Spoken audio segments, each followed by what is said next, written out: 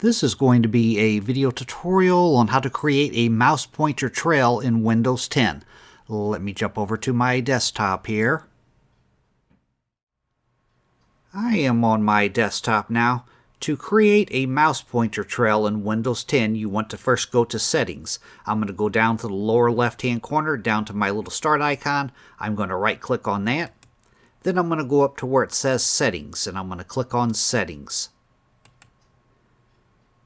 Now in the dialog box that opens up, you want to go to the one that says Devices. Click on Devices. Then the pane off to the left-hand side, you want to go to where it says Mouse and click on Mouse. Then on the center pane here, you want to go down to where it says Additional Mouse Options. Click on Additional Mouse Options.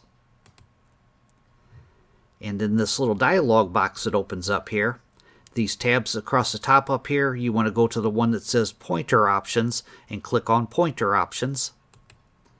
Then right down here, Display Pointer Tails. If you check this box, your mouse cursor will then have a mouse pointer trail, and the slider down below it, move it all the way to the right if you want a long mouse pointer trail, or move it all the way to the left if you want a shorter mouse pointer trail. Then you need to go down to the bottom, click on Apply, and then click on OK. That is how you create a mouse pointer trail in Windows 10. Thanks for watching.